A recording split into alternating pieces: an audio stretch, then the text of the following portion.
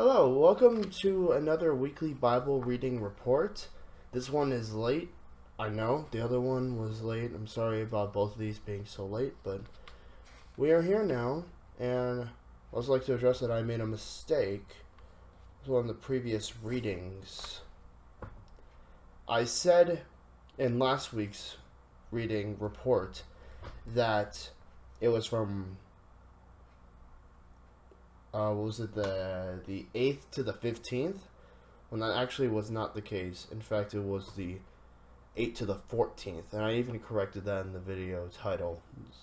Y'all can see that yourselves. It was changed, and I'm sorry about that again. But let's make up for that mistake. Let's see. So in March 15 of the reading, let's see, going on in the Old Testament, we see that Balaam, who was someone that King Balak knew about, spoke with God. This man named Balaam. He spoke to God at times, and I guess he was like a sort of messenger. And the people of Israel were close to basically on the verge of conquering King Balak's land. So Balak wanted to talk to Balaam and get him to curse the people of Israel. And twice this was tried to get him to go there. The first time, it didn't work out. God wanted him to stay. The second time, he decided to go, and the angel of the Lord stopped him on his way to I think this was during the second time, stopped him on his way to see King Balak. And basically, in these different times of when he got there to King Balak, Balaam asked Balak to set up shrines, made sacrifices, and he said he would go talk to God alone. And every time he would basically, from God, he said that he would only pronounce or only say what God is telling him to say. And he said that he basically blessed Israel, basically, instead of cursing them. And Balak was, trying with Balaam. In fact, he wanted him to. He said at one point that if he wasn't going, probably wasn't in March 15. This was probably a little later on. But he said something like, if you're not going to curse them. Oh, here it is. Wow, it's right here. In March 15, and I guess that's Numbers 22, verse 25. Then Balak said to Balaam, "Fine, but if you won't curse them, at least don't bless them." So of course Balak has become pretty upset. Balak has become pretty upset with Balaam because he wouldn't even curse them. So now moving on to in the New Testament. Let's see. Is it? Yes, in the New Testament, for the 15th, we're in Luke.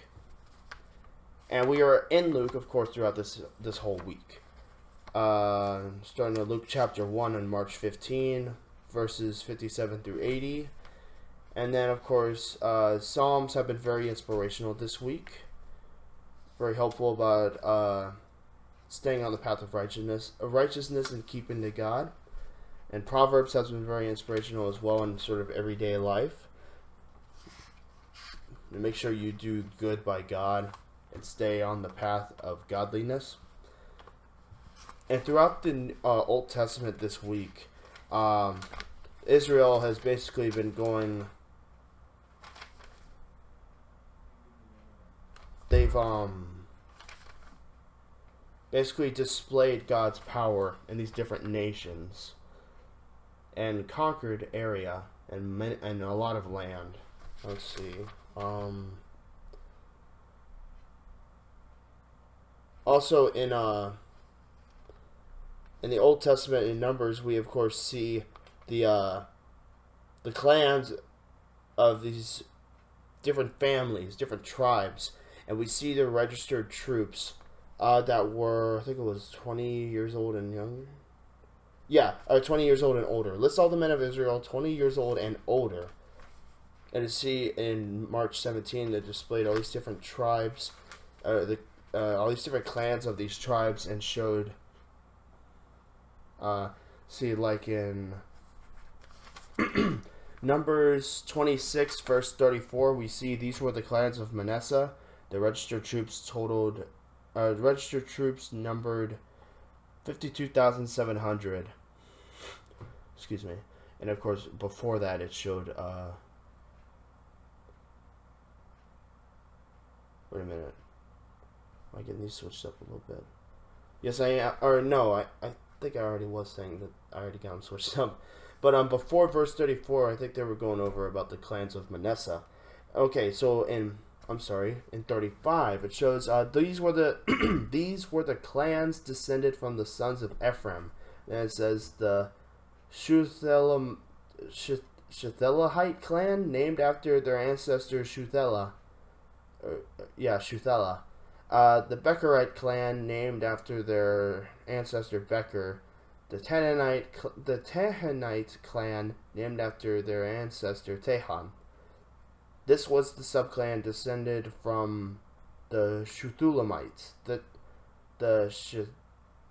Shuthelahites, the Aaronites, named after their ancestor Aaron. These were the clans of Ephraim. The registered troops numbered 32,500. Of course, moving on through Luke, we see Jesus' sort of beginning of his ministry. Fascinating stuff that he's done even at the very beginning of his ministry. Moving on through Numbers, it specifies about burnt offerings and about what you need to do during festivals, like in March 19th, go over about the Festival of Harvest. Oh, and one really cool thing that has happened recently, during this week. I'm a little behind. I still have to do more reading, so I got to catch up to today, which is the 24th. I still haven't done that yet. In Luke chapter 3, verses 23 through 38, there's something really cool that they did. It shows Jesus' whole bloodline, from himself, of course, or Joseph's bloodline, all the way down to Adam. So I think that was really cool how they showed all of that. And another cool thing they showed an entire list of was all the way in the March 21st reading, beginning in Numbers. What's it? Numbers 33 verses 5. It shows the to verse 38, 39. It basically describes the entire journey of the Israelites in the wilderness, all the way from Ramses in Egypt, all the way to Kadesh, or all the way to Mount Hor, at the border of Edom. It describes, or it shows every place they went to. I'm just now realizing something is a little embarrassing.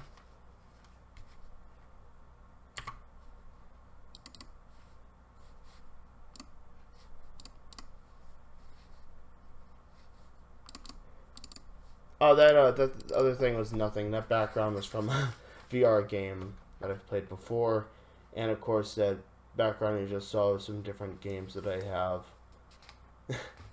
And yeah, I didn't have this background up. That's a little embarrassing, but it's fine. Hopefully YouTube doesn't get mad or something. But anyways, by the way, that female character in the background of the VR thing wasn't mine. Mine was behind the thing. It was a completely different avatar. It was like I was playing like JFK. It's kind of a funny thing. Okay, what was I on? Yes, describes their entire journey in on March 21st. And then, of course, in Luke, in some of the parts that we get to by the end of this week, very intense stuff for Jesus. Like the temptation in the wilderness for 40 days by the devil. And the time he was in Capernaum, and the people almost pushed him off a cliff. Was it in Capernaum? Or no, it was a different town, wasn't it? Hold on, let me go back a little bit. Oh yeah, here it is. It's in Luke 4. This is in March 20. See, where was he? Should say where he was.